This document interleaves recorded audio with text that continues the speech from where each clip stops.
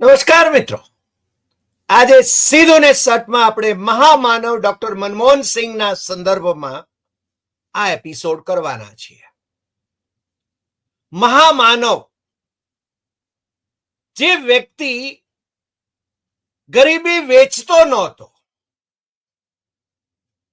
જેણે ગરીબીમાંથી મોટા થઈને દેશના વડાપ્રધાન તરીકેના હોદ્દે અને વિવિધ હોદ્દાઓ ઉપર, રિઝર્વ બેંકના ગવર્નર,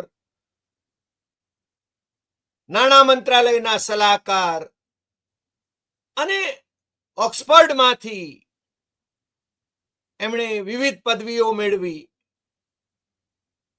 પાકિસ્તાનમાં ગયેલા ભારતીય પ્રદેશ, એના એક નાનકડા ગામમાં એ જન્મ્યા અને 1947માં જ્યારે ભાગલાપ થયા ત્યારે એ ભારત આવ્યા.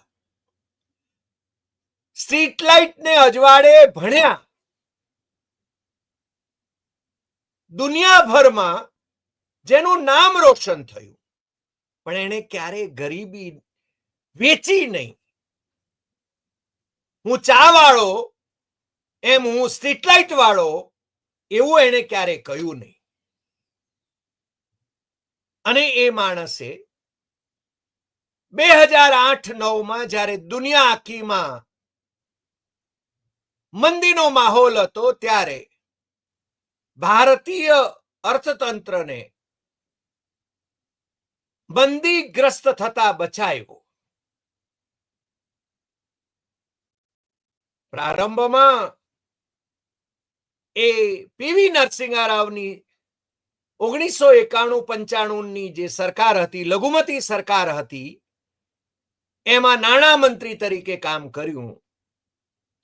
અને 2004 થી 2014 સુધી એ 2 વખત દેશના વડાપ્રધાન બન્યા. પણ એની વિનમ્રતા, એની સાલસતા, એની સહજતા, એની સાદગી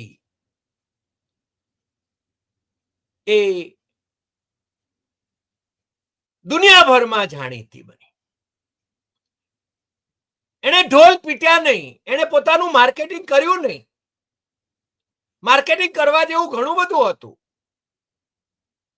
એને ઈડી, સીબીઆઈ, એનઆઈએ, ઇન્કમટેક્સ એ છોડી મૂકીને વિરોધીઓને ખતમ કરવા માટે અથવા વશ કરવા માટે ક્યારેય પગલા ન ભર્યા. એને વિપક્ષના લોકો અને મીડિયાના લોકો વીક પ્રાઇમ મિનિસ્ટર કહેતા હતા. ત્યારે બહુ સ્પષ્ટપણે કહેતા હતા કે હું વીક પ્રાઇમ મિનિસ્ટર નથી. અને ઇતિહાસકારો અને ભાવિ પેઢી એ મને સારી રીતે મારી ગણના કરશે અથવા તો મને સમજશે.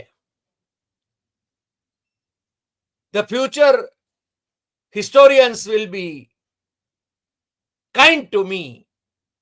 એમણે આવી કંઈક વાતો કરી હતી. એને સીધા પ્રશ્નો કરી શકાય.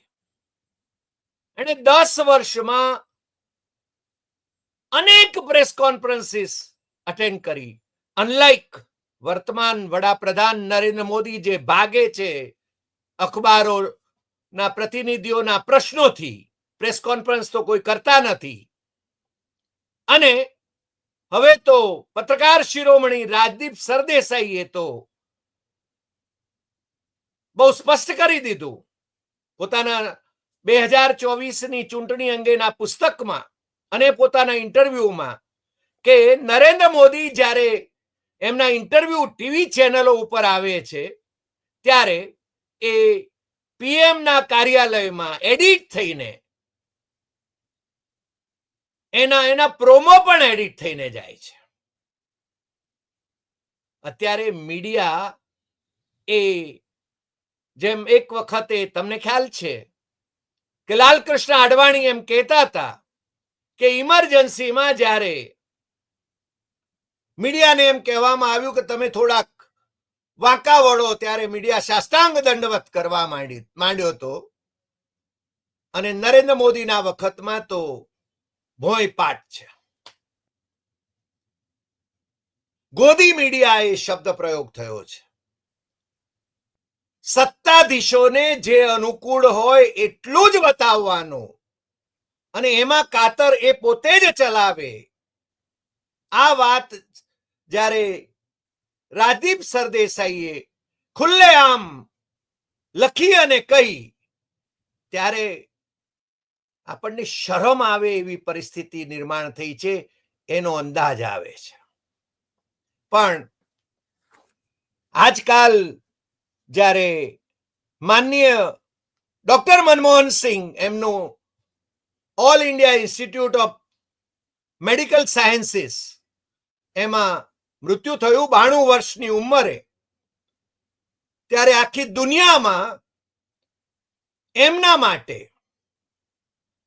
એક આદર જે વ્યક્ત કરાયો બધી જ સરકારોના વડાઓએ. અને તમને યાદ હશે કે અમેરિકન પ્રેસિડેન્ટ બરાક ઓબામા એમ કહેતા હતા મનમોહન સિંહ જ્યારે પ્રાઇમ મિનિસ્ટર હતા ત્યારે, કે ઇન્ડિયન પ્રાઇમ મિનિસ્ટર એ બોલે છે અને દુનિયા આખી સાંભળે છે. આપણા ભાઈ શ્રી નરેન્દ્રભાઈ એ ઢોલ પીટે છે, ઢોલ વગાડવાનું એમને બહુ ફાવે છે બધે, અને આમે એમનું માર્કેટિંગ કરવાના પણ ઢોલ પીટે છે. પણ આ દેશમાં જે એમણે મજાક બનાવી હતી, સલ્તનત, દિલ્હી સલ્તનત કહી હતી, મનમોહન સિંહ જેવા વિનમ્ર પ્રાઇમ મિનિસ્ટરની કેવા કેવા એમણે શબ્દ પ્રયોગો કર્યા હતા.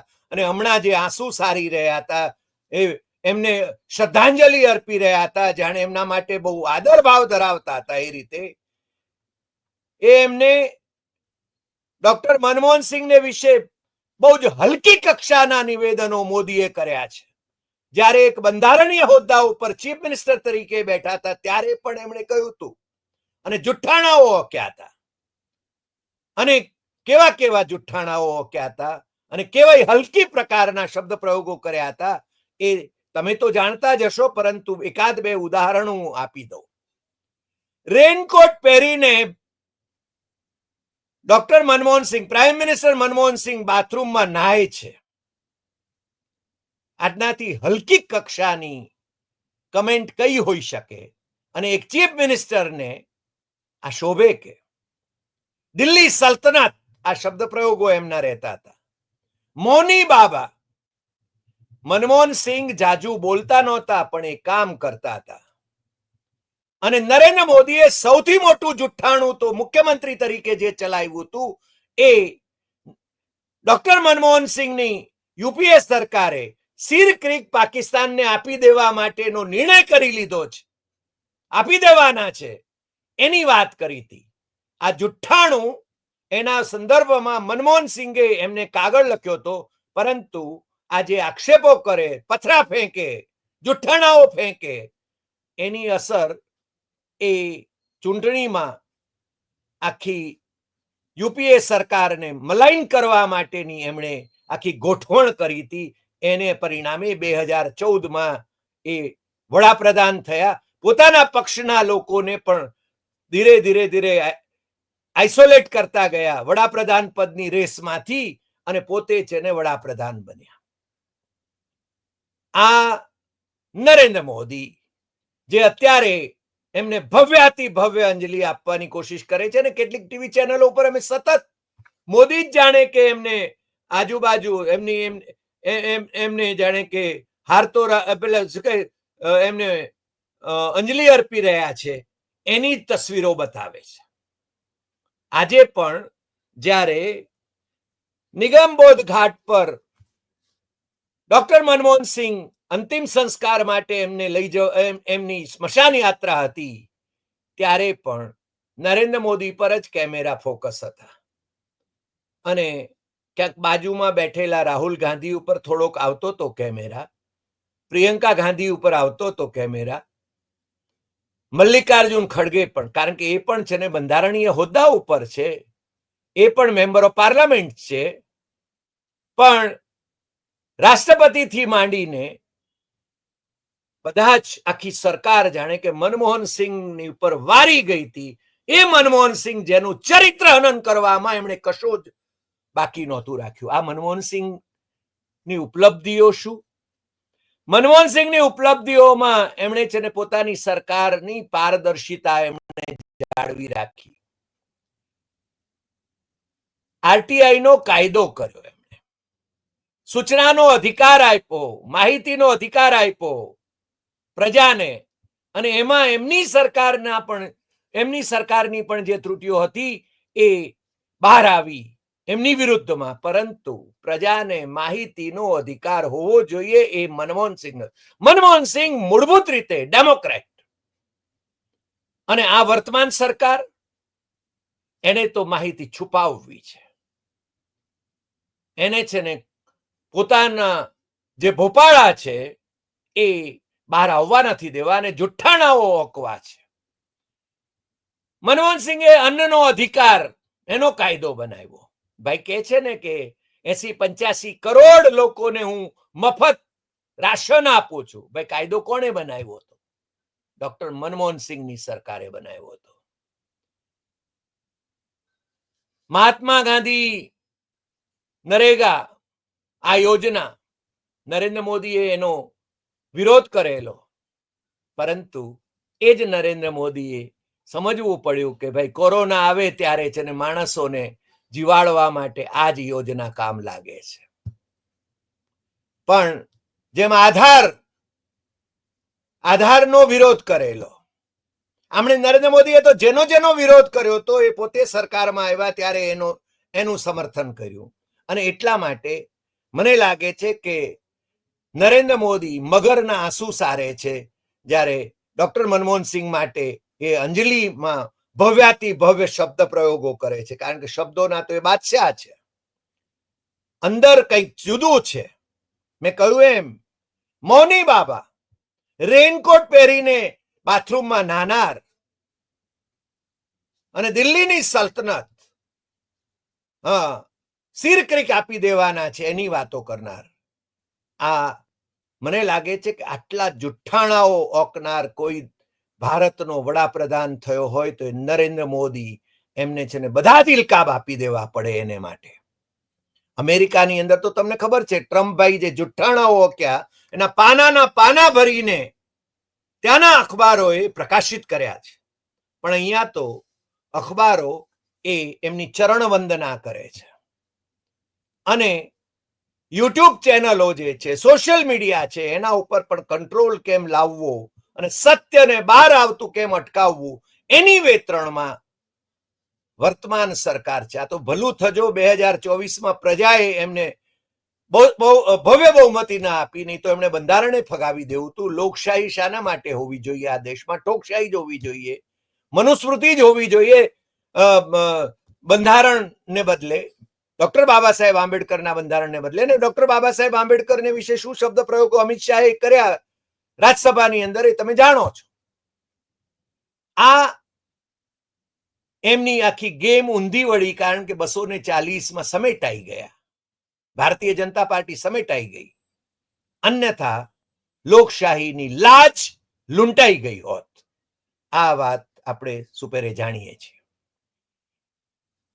મનમોહન સિંહ એવી વ્યક્તિ કે એની સરકારના સમર્થક પક્ષોના અને પોતાની પાર્ટીના સાંસદો પણ જો એમની ઉપર પણ જો આક્ષેપો થયા હોય, એમની ઉપર પણ ભ્રષ્ટાચારના આક્ષેપો થયા હોય, તો એમને જેલમાં મોકલ્યા છે. નરેન્દ્ર મોદીની સરકારના, એની પાર્ટીના અથવા તો એની પાર્ટીમાં આયાત કરેલા લોકો જેના ઉપર એને આક્ષેપો કર્યા હોય, 70,000 કરોડના ભ્રષ્ટાચારના આક્ષેપો એને પોતે કર્યા હોય, અથવા હેમંત બિસ્વા શર્મા જેવાની ઉપર, પેલા અજીત દાદા પવારની વાત કરીએ ને હેમંત બિસ્વા શર્મા, જેને માટે આસામની એસેમ્બલીને એકાદ સપ્તાહ સુધી ભારતીય જનતા પાર્ટીએ ચાલવા નહોતી દીધી અને બીજું બુકલેટ બહાર પાડી હતી હેમંત બિસ્વા શર્માના ભ્રષ્ટાચારને માટે ભારતીય જનતા પાર્ટીએ. એ હવે એમનો મેન ફ્રાઈડે છે.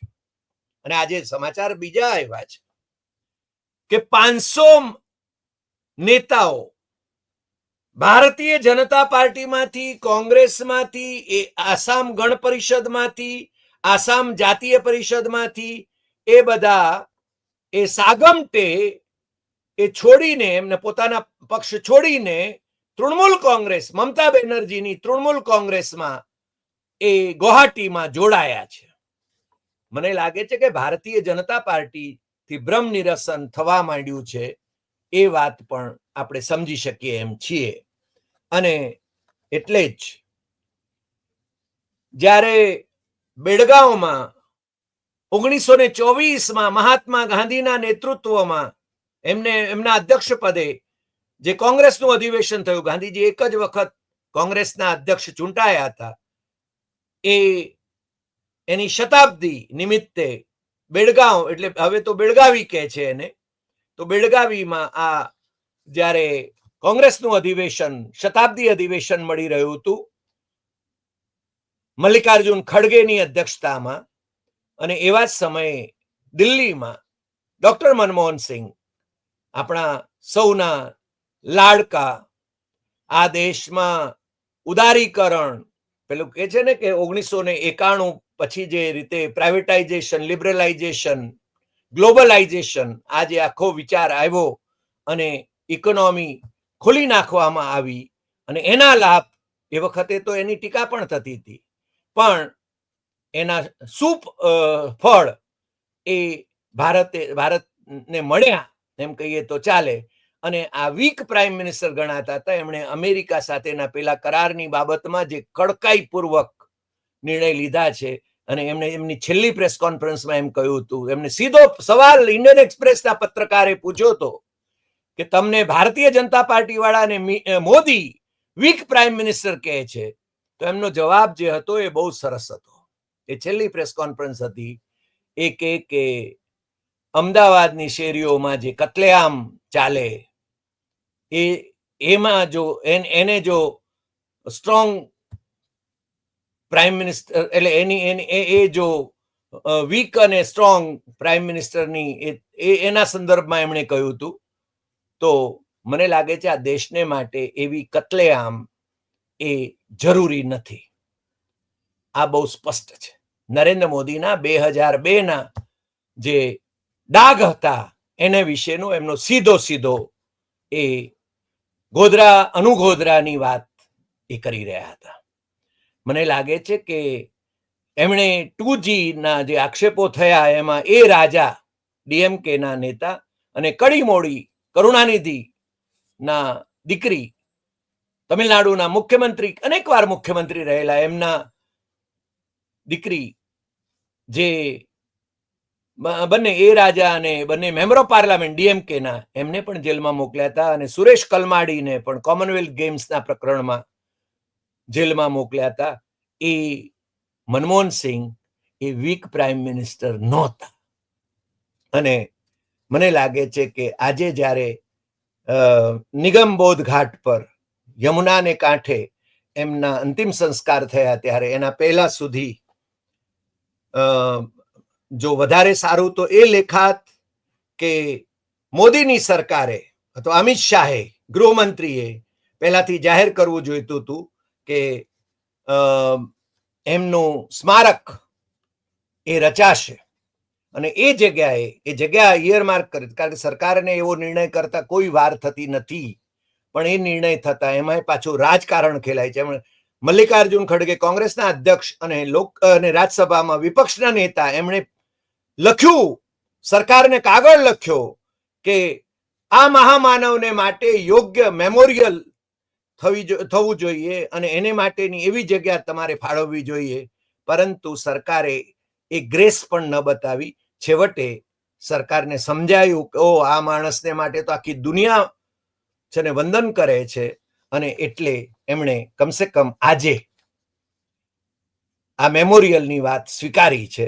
પણ એની માગણી કરવી પડે અને સ્વીકારવામાં આવે તો એમાં કોઈ ગ્રેસ દેખાતી નથી. તમને ખ્યાલ હશે કે મનમોહન સિંહની એક પ્રસંગ મને યાદ આવે છે. એ જવાહરલાલ નહેરુ યુનિવર્સિટીમાં ગયા ત્યારે ત્યાંના વિદ્યાર્થીઓએ એમને કાળા વાવટા બતાવ્યા હતા. નરેન્દ્ર મોદીની કોઈ પણ સભામાં જો તમે કાળું શર્ટ પહેરીને પણ જાઓ તો તમને પ્રવેશ જ નહીં મળે.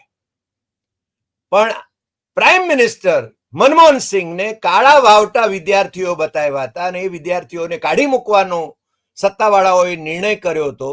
પરંતુ જ્યારે આ વાત એ પ્રાઇમ મિનિસ્ટર સુધી પહોંચી ત્યારે એમણે કહ્યું કે નહીં, વિદ્યાર્થીઓને તો વડાપ્રધાનની સામે આ રીતે પ્રદર્શન કરવાનો, કાળા વાવટા બતાવવાનો દરેક વિદ્યાર્થીને અધિકાર છે.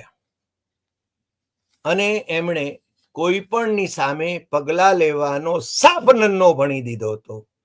આ ડોક્ટર મનમોહન સિંહ, આ લોકશાહી પરંપરામાં માનનાર ડોક્ટર મનમોહન સિંહ. અને વર્તમાનમાં જે શાસકો છે એ શું છે એ તમે સુપેરે જાણી રહ્યા છો, તમે અનુભવી રહ્યા છો. એમને નિગમબોધ ઘાટ પર એમના અંતિમ સંસ્કાર થયા. એમની દીકરી એમને અગ્નિ દાહ દીધો.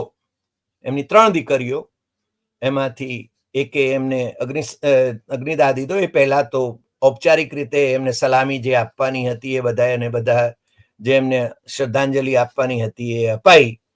પરંતુ આ નિગમબોધ ઘાટ એ એટલે કે યમુના કાંઠે આ સ્મશાન એ તૈયાર થઈને, બંધાઈને તૈયાર થઈને પડ્યું હતું ત્યારે પંડિત જવાહરલાલ નહેરુ એમને છે ને ગુસ્સો આવ્યો કે આ તૈયાર થઈને બાંધેલું નિગમબોધ ઘાટ બાંધેલું તૈયાર પડ્યું છે અને એનો ઉપયોગ નથી, એનું ઉદ્ઘાટન નથી થતું, તો હું જઈને ઉદ્ઘાટન કરીશ. છેવટે ડોક્ટર સુશીલા નૈયરે એનું ઉદ્ઘાટન કર્યું હતું. તમને ખ્યાલ હશે, સુશીલા નૈયર એટલે મહાત્મા ગાંધીના ડોક્ટર હતા અને મહાત્મા ગાંધીના જે સચિવ હતા પ્યારેલાલ, એમના બેન, એમણે જઈને એનું ઉદ્ઘાટન કર્યું હતું. એ નિગમબોધ ઘાટ ઉપર 1960માં પંડિત જવાહરલાલ નહેરુના સાંસદ એવા જમાઈ એટલે શ્રીમતી ઇન્દિરા ગાંધી, જે આપણા પ્રાઇમ મિનિસ્ટર પણ રહ્યા ઘણા લાંબા સમય સુધી, એ એમના પતિ ફિરોઝ ગાંધી, એમના પણ અંતિમ સંસ્કાર, અગ્નિ સંસ્કાર, એ પારસી હતા પણ એમના અગ્નિ સંસ્કાર થયા હતા અને એ આ નિગમબોધ ઘાટ ઉપર થયા હતા. અને એમાં પ્રાઇમ મિનિસ્ટર નહેરુ પણ હાજર હતા અને હજારોની જનમેદની હાજર હતી. છતાં ભારતીય જનતા પાર્ટીના ઉત્તર પ્રદેશના એક નાયબ મુખ્યમંત્રી ગુજરાત આવેલા ત્યારે એમણે છે ને વિપક્ષના નેતા, કોંગ્રેસના નેતાને એ વખતે ટોણો મારતા નિમંત્રણ આપ્યું હતું કે તમે આવો ને ત્યાં ઇલાહાબાદમાં, એમ કે ફિરોઝ ગાંધીની મઝાર છે, એના પર ફૂલ ચડાવવા માટે તો આવો. મને લાગે છે આ લોકોને કોઈ લાજ શરમ નથી, કોઈ સંસ્કારિતા નથી કે હજારોની મેદનીમાં 1960માં વડાપ્રધાન પણ જે હાજર હતા પંડિત જવાહરલાલ નહેરુ અને એમના જમાઈ ફિરોઝ ગાંધી, જે સાંસદ હતા, અને પોતાના સસરાની સરકારના મિનિસ્ટરોના કૌભાંડો પણ એણે લોકસભામાં ખુલ્લેઆમ જાહેર કર્યા. અને એને કારણે પંડિત જવાહરલાલ નહેરુના બહુ જ અંગત મિત્ર એવા ટીટીકે, એમણે રાજીનામું આપવું પડ્યું હતું. એચ.એમ. પટેલ, આઈસીએસ અધિકારી, એમણે વીઆરએસ લેવું પડ્યું હતું. અને આનો બહુ જ મોટો પડઘો પડ્યો હતો. મુન્દ્રા કાંડ આખું એમણે છે ને બહાર પાડ્યું હતું. આજે જેણે બચવું છે કૌભાંડોથી એ બધા ભારતીય જનતા પાર્ટીમાં જાય છે.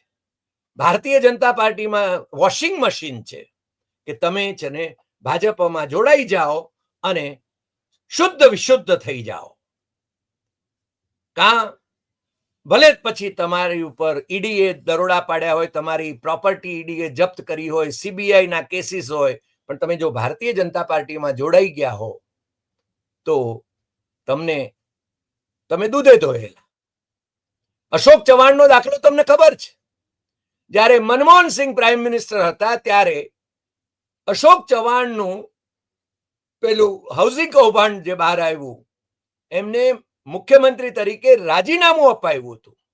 અને એ જ અશોક ચવ્હાણ એમને છે ને ભારતીય જનતા પાર્ટીની સરકારે, કેન્દ્ર સરકારે એના વ્હાઇટ પેપરની અંદર એમનું નામ લીધું ભ્રષ્ટાચારી તરીકેનું, અને પછી એ ભારતીય જનતા પાર્ટીમાં જોડાઈ ગયા એટલે રાજ્યસભાના સભ્ય થઈ ગયા ભાજપના, અને એમની દીકરી પણ ત્યાં ધારાસભ્ય થઈ ગઈ.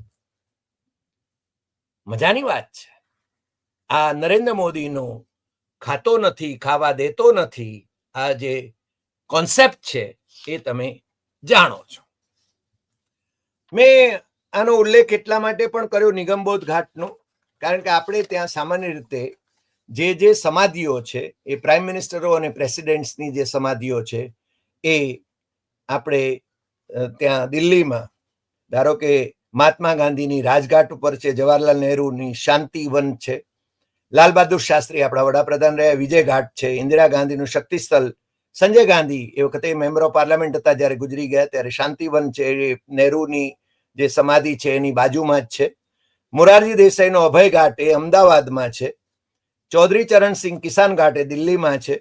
ચૌધરી દેવીલાલ સંઘર્ષ સ્થળ, રાજીવ ગાંધી વીરભૂમિ, ચંદ્રશેખર જનનાયક સ્થળ, અટલ બિહારી વાજપેયી સદૈવ અટલ, આઈ.કે. ગુજરાલ સ્મૃતિ સ્થળ, ડોક્ટર ભીમરાવ આંબેડકર ચૈત્યભૂમિ મુંબઈ, જગજીવન રામ સમતા સ્થળ, ગુલજારીલાલ નંદા નારાયણ ઘાટ, ડોક્ટર રાજેન્દ્ર પ્રસાદ મહાપ્રયાણ ઘાટ પટણા, જ્ઞાની જેલસિંહ એકતા સ્થળ, ડોક્ટર શંકરદયાળ શર્મા કર્મભૂમિ, કે.આર. નારાયણ ઉદયભૂમિ, જગજીવન રામ સમતા સ્થળ, પીવી નરસિંહ રાવ એમના અગ્નિ સંસ્કાર તો જો કે ત્યાં થયા તેલંગાણામાં, હૈદરાબાદમાં, એટલે એમના પોતાના વતનમાં, પરંતુ એમના ભારતીય જનતા પાર્ટીએ એ રાજકારણ કેવું ખેલે છે નરેન્દ્ર મોદી, એ પીવી નરસિંહ રાવ અને એમની સમાધિ એમણે 2015માં અહીંયા